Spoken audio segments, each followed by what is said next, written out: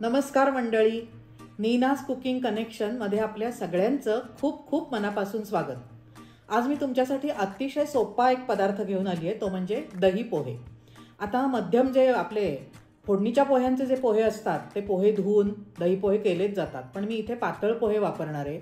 त्यामुळे काय होतं की सगळे करून ठेवावे लागत नाहीत, आपल्याला जसे हवे तसे आपण करून खाऊ शकतो आणि लागतात पण खूप टेस्टी. तर आपण बघूया आता साहित्याकडे.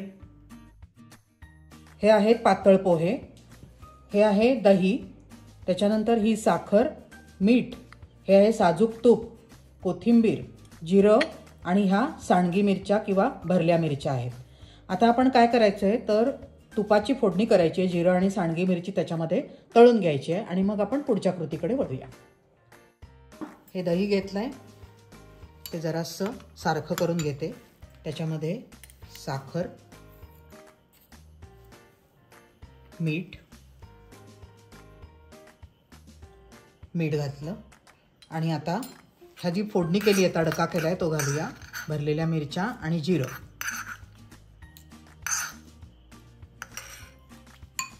आणि हे छान हलवायचं आणि थोडीशी कोथिंबीर आत घालूया आणि थोडी नंतर वरनं घालूया. कोथिंबीर छान हलवून घ्यायचं सगळं दही आणि नंतर केवढं आपल्याला हवं असेल तेवढ्याच लोकांसाठी ते तयार करायचं. आता ह्याच्यामध्ये पोहे घालायचे आणि हे मात्र लगेच खावं लागतं.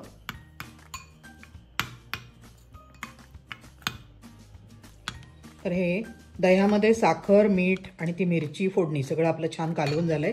आता आपण हे थोडे थोडे पोहे घालूया.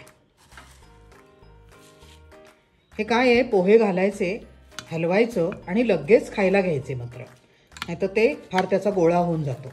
तर ही एक काळजी घेतली ना तर हे दही पोहे खूपच छान लागतात. अजून थोडे पोहे चालणार आहेत. हे बघा, असे कालवले की एक 5-10 मिनिटात आपण ते खायला पाहिजेत, कारण हे लगेचच भिजतात. त्यामुळे पण हे लागतात मात्र खूपच छान. नक्की करून बघा आणि वेळेवर करण्यासारखी डिश आहे आणि एकदम पटकन होणारी आहे आणि लागतात खूप छान.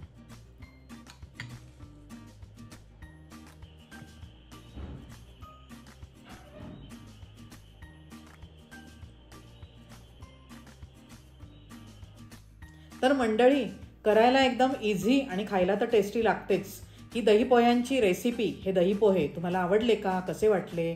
कारण करायला अतिशय सोपे आणि दही पोहे सगळ्यांना माहिती असतात. फक्त पातळ पोहे वापरल्याने काय होतं की आपल्याला हवे तेवढेच त्या दह्यात मिसळून आपल्याला तेवढे खाता येतात. हाच त्यातला वेगळेपणा आहे.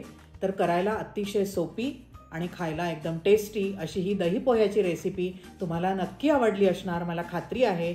माझ्या चॅनलला लाईक, शेअर, सबस्क्राईब करायला विसरू नका. जरूर सबस्क्राईब करा आणि अशाच नवनवीन पदार्थांसह आपण परत भेटत राहूया. धन्यवाद.